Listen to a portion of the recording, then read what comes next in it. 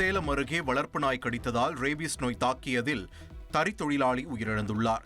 இலவம்பாளையம் பகுதியைச் சேர்ந்த குப்புசாமி என்பவரை 3 மாதங்களுக்கு முன்னர் அவரது வளர்ப்பு நாய் கடித்துள்ளது. வளர்ப்பு நாய்தானே என கவனக்குறைவாக இருந்த குப்புசாமி சிகிச்சை எடுத்துக் கொள்ளவில்லை என்று கூறப்படுகிறது. இந்நிலையில் கடந்த 2 நாட்களுக்கு முன்னர் கடுமையாக உடல்நலம் பாதிக்கப்பட்ட குப்புசாமிக்கு ரேபீஸ் நோய் உறுதி செய்யப்பட்டது. தொடர்ந்து சேலம் அரசு மருத்துவமனையில் அனுமதிக்கப்பட்ட அவர் சிகிச்சை பலனின்றி உயிரிழந்தார்.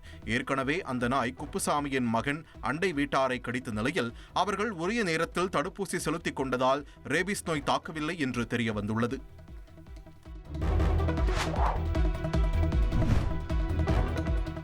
சூரியகுமார் யாதவ் தலைமையிலான ஆசிய கோப்பை தொடருக்கான 15 பேர் கொண்ட இந்திய அணி அறிவிக்கப்பட்டுள்ளது. ஆசிய கோப்பை கிரிக்கெட் தொடர் அடுத்த மாதம் 9ஆம் தேதி தொடங்க உள்ளது. இந்திய அணி தனது முதல் போட்டியில் செப்டம்பர் 10ஆம் தேதி ஐக்கிய அரபு அமீரகத்தையும் 14ஆம் தேதி பாகிஸ்தானையும் 19ஆம் தேதி ஓமனையும் எதிர்கொள்ள உள்ளது. இதற்கான இந்திய அணியை தேர்வு செய்யும் குழுவின் ஆலோசனை மும்பையில் நடைபெற்றது.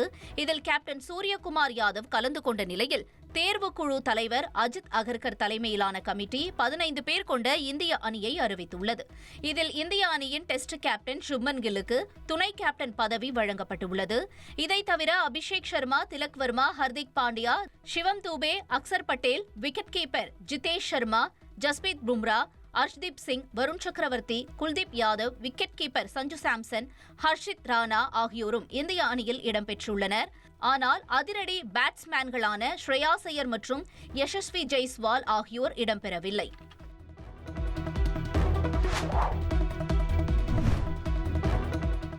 கேப்டன் ஹர்மன்பிரீத் கவுர் தலைமையிலான மகளிருக்கான உலகக்கோப்பை கிரிக்கெட் தொடருக்கான இந்திய அணி அறிவிக்கப்பட்டுள்ளது. செப்டம்பர் 30ஆம் தேதி தொடங்கும் மகளிருக்கான 50 ஓவர் உலகக்கோப்பை தொடர் நவம்பர் 2ஆம் தேதி வரை இந்தியா மற்றும் இலங்கையில் நடைபெறவுள்ளது. இந்த தொடரில் வருகின்ற செப்டம்பர் 30ஆம் தேதி இந்தியா தனது முதல் போட்டியில் இலங்கையை எதிர்கொள்ளவுள்ளது. இதற்கான இந்திய அணி அறிவிக்கப்பட்டுள்ள நிலையில் ஹர்மன்பிரீத் கவுர் கேப்டனாகவும் நட்சத்திர வீராங்கனையான ஸ்மிருதி மந்தனா துணை கேப்டனாகவும் அறிவிக்கப்பட்டுள்ளார். இவர்களுடன் Pratika Rawal, Harleen Deol, Deepti Sharma, Jemimah Rodrigues, wicket keeper Richa Ghosh, Renuka Thakur, Arundhati Reddy, Kranti Goud, Amanjot Kaur, Radha Yadav, wicket keeper Yastika Bhatia, Shree Charani, Sneh Rana ஆகியோர் இடம்பெற்றுள்ளனர். இந்திய மகளிர் கிரிக்கெட் அணியின் ஷேவாக் என்று அழைக்கப்படும் ஷபாலி வர்மாவுக்கு அணியில் இடம் அளிக்கப்படாத நிலையில் காயம் காரணமாக கடந்த மார்ச் மாதம் முதல் விளையாடாமல் இருந்த ரேணுகா தாக்கூருக்கு அணியில் இடம் அளிக்கப்பட்டுள்ளது.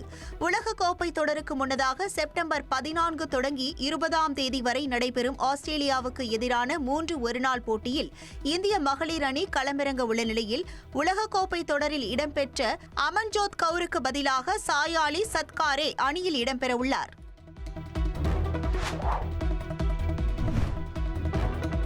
தவேகாவின் 2வது மாநில மாநாட்டிற்கான பணிகள் 90% நிறைவு பெற்றுள்ளன.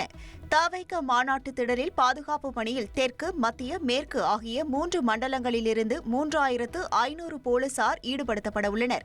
தென் மண்டல ஐஜி பிரேம் ஆனந்த் சின்ஹா, மதுரை மாநகர காவல் ஆணையர் தலைமையில் பாதுகாப்பு பணிகள் தீவிரப்படுத்தப்பட்டுள்ளன. 200 மீட்டர் நீளமும் 60 மீட்டர் அகலமும் கொண்ட பிரம்மாண்ட மேடை அமைக்கும் பணி நிறைவு பெற்றது. மாநாட்டு திடலில் கலவர தடுப்பு, வஜ்ரா வாகனங்கள் நிறுத்தப்பட்டுள்ளன. மேடையின் பின்புறம் விஐபிக்கள் தங்குவதற்காக 3 ஏசி அறைகள் அமைக்கப்பட்டுள்ளன. ட்ரோன் மற்றும் சிசிடிவி கேமராக்கள் மூலமாக மாநாட்டு திடல் முழுவதும் கண்காணிக்கப்பட உள்ளது. மாநாட்டு திடலில் புழுதி பறக்காமலும் தொண்டர்களின் கால் சுடாமலும் இருப்பதற்காக தரை விரிப்பான்கள் அமைக்கும் பணிகள் விறுவிறுப்பாக நடைபெற்று வருகிறது.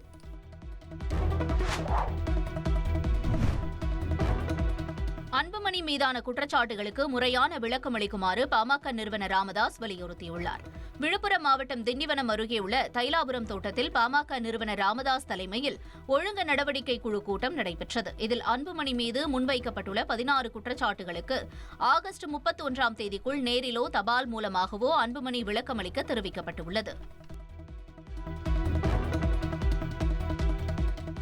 கட்சி விரோத செயல்பாடு தொடர்பாக பாமக ஒழுங்கு நடவடிக்கை குழு வைத்த 16 குற்றச்சாட்டுகள் தொடர்பான கேள்விக்கு அன்புமணி ராமதாஸ் பதிலளிக்காமல் சென்றார்.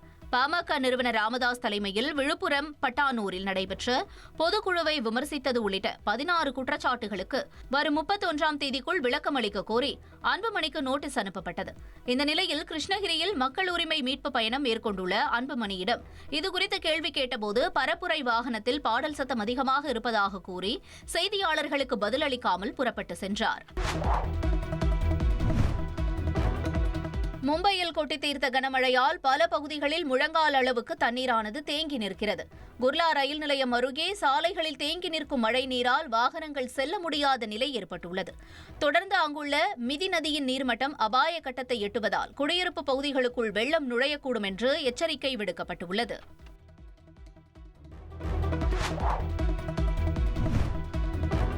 பஞ்சாபில் போதைப்பொருள் கடத்தல்காரர் என சந்தேகப்படும் நபரை சினிமா பாணியில் 30 நிமிடம் சேஸ் செய்து போலீசார் மடக்கி பிடித்த காட்சி வெளியாகியுள்ளது. மோகா மாவட்டத்தின் பாகா புரானா நகரில் காரில் போதைப்பொருள் கடத்தப்படுவதாக போலீசாருக்கு தகவல் கிடைத்தது. இதையடுத்து அந்த காரை போலீசார் மடக்க முயன்றனர். ஆனால் காரை வேகமாக ஓட்டிய நபர் குறுகிய பாதையில் இருசக்கர வாகனங்களை மோதிவிட்டு வேகமாக சென்றார். கொட்டி தீர்த்த கனமழையால் பாகிஸ்தானின் கராச்சி நகரம் வெள்ளத்தில் தத்தளிக்கும் காட்சிகள் வெளியாகியுள்ளன. ஏற்கனவே கடந்த சில நாட்களுக்கு முன்பு வடமேற்கு பாகிஸ்தானில் கொட்டி தீர்த்த கனமழைக்கு கைபர் பக்துன்குவா மாகாணத்தில் 358 பேருக்கு மேல் உயிரிழந்த நிலையில் வரும் ஆகஸ்ட் 22ஆம் தேதி வரை கராச்சி மற்றும் சிந்து மாகாணத்தில் கனமழையானது கொட்டி தீர்க்கும் என வானிலை ஆய்வு மையம் எச்சரிக்கை விடுத்துள்ளது. கூலி திரைப்படத்தை UA சான்றிதழுடன் திரையிட அனுமதி கோரி சன் பிக்சர்ஸ் நிறுவனம் சார்பில் சென்னை உயர்நீதிமன்றத்தில் மனு தாக்கல் செய்யப்பட்டுள்ளது. அதில் லோகேஷ் கனகராஜ் இயக்கத்தில் ரஜினி உள்ளிட்டோர் நடித்துள்ள கூலி திரைப்படத்தில் அதிக அளவிலான சண்டை காட்சிகள் உள்ளதால் தணிக்கை வாரியம் A சான்றிதழ் வழங்கியுள்ளதாக மனுவில் குறிப்பிடப்பட்டுள்ளது. ஆனால் கூலி படத்தை விட அதிக வன்முறை காட்சிகள் இடம்பெற்றிருந்த KGF மற்றும் பீஸ்ட் படங்களுக்கு UA சான்றிதழ் வழங்கப்பட்டதாக தெரிவிக்கப்பட்டுள்ளது. அதனால் கூலி படத்தை UA சான்றிதழுடன் வெளியிட அனுமதிக்குமாறு தணிக்கை வாரியத்திற்கு உத்தரவிட வேண்டும் என மனுவில் கோரிக்கை வைக்கப்பட்டுள்ளது. இந்த மனுவை அவசர வழக்காக விசாரிக்க கோரி மூத்த வழக்கறிஞர் J. ரவீந்திரன் நீதிபதி தமிழ்ச்செல்வி முன் முறையிட்டார். இதனை ஏற்றுக்கொண்ட நீதிபதி TV தமிழ்ச்செல்வி வழக்கை விசாரிக்க ஒப்புதல் தெரிவித்துள்ளார். இதையடுத்து இந்த மனு அவசர வழக்காக நாளை விசாரணைக்கு வர உள்ளது.